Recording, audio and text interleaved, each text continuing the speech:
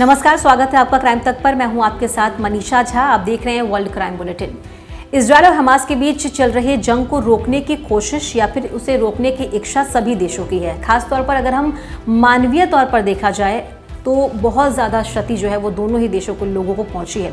इस बीच अमेरिका ने कहा है कि भले ही कुछ देर के लिए लेकिन युद्ध विराम लगना चाहिए। राष्ट्रपति जो बाइडेन ने फिलिस्तीन में मानवीय ज़रूरतों की सप्लाई सुनिश्चित करने के लिए कि जो लोग वहां पर रह रहे हैं, जो पीड़ित हैं और इस जंग में जो अपनी रोज़ाना जो आम जिंदगी है उसमें वो जूझ रहे हैं, खाने पीने का सामान नहीं है, जो नॉर्मल लाइफ को जीने के लिए सामान चाहिए होता है वो भी उनके पास नहीं है। ऐसे में अमेरिका ने कहा है कि इजराइल हमास युद्ध में कुछ देर के लिए विराम लगना चाहिए। उन्होंने कहा, मुझे लगता है कि थोड़ी देर के लिए से लेकिन जंग को रोकने की ज़रूरत है क्योंकि बहुत सारे लोग इससे सफ़र कर रहे हैं।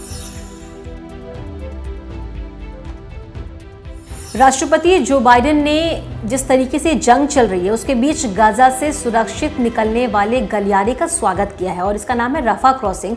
रफा क्रॉसिंग से गाजा से जो लोग निकलना चाह रहे हैं वो वहाँ से निकल रहे हैं।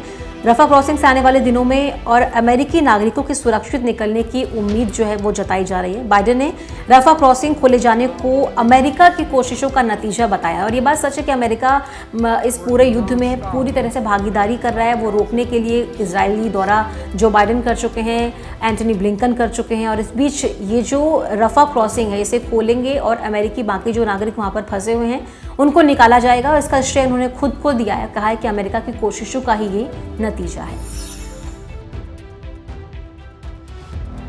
देखिए, दो देशों में जंग चल रही है लेकिन इन सब के बीच जो अन्य देश हैं उनकी जो भी एक्टिविटी है वो बहुत महत्वपूर्ण है। इस बीच इजराइल हमास युद्ध के दौरान सऊदी अरब के रक्षा मंत्री अमेरिका पहुंचे।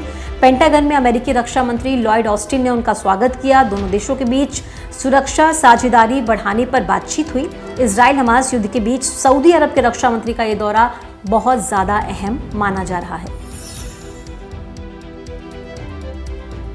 देखिए, इससे पहले इस जंग को रोकने के लिए या फिर इस जंग में क्या आगे होना चाहिए, उनके देश का क्या कंट्रीब्यूशन होगा लोगों को बचाने के लिए, अपने खुद के देश के नागरिकों को बचाने के लिए, इसके लिए तो अमेरिका के राष्ट्रपति जो बाइडेन भी इजराइल पहुंचे, वहां का उन्होंने दौरा किया था।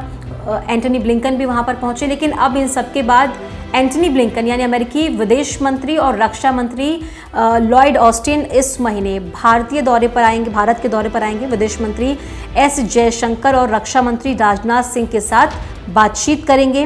अमेरिकी विदेश विभाग ने बताया है कि एंटनी ब्लिंकन 5 देशों की यात्रा पर जाएंगे जिसका समापन इसी महीने होगा और इन सभी देशों के बीच में बातचीत होगी और मुख्यतः मुद्दा यही होगा कि कैसे इस जंग को रोका जाए, इस जंग से बाकी देशों पर भी क्या प्रभाव पड़ रहा है उसके बारे में भी बातचीत की जाएगी। अमेरिका के साथ परमाणु नियंत्रण बातचीत के लिए चीन ने सहमति जता दी है। अगले हफ्ते ये बातचीत होगी। इस बातचीत का उद्देश्य अमेरिका, चीन और रूस के बीच खतरनाक 3 तरफा हथियारों की दौड़ को रोकना है। हालांकि इस बातचीत के जरिए परमाणु हथियारों को सीमित करने पर सहमति बनेगी या नहीं इस पर अब तक कोई चर्चा नहीं हुई, लेकिन अमेरिका के साथ परमाणु नियंत्रण बातचीत करने के लिए चीन जो है वो अब राजी हो गया, उसने हामी भर दिया। और चलिए, इसी के साथ वर्ल्ड क्राइम बुलेटिन में इतना ही। आप देखते रहिए क्राइम तक।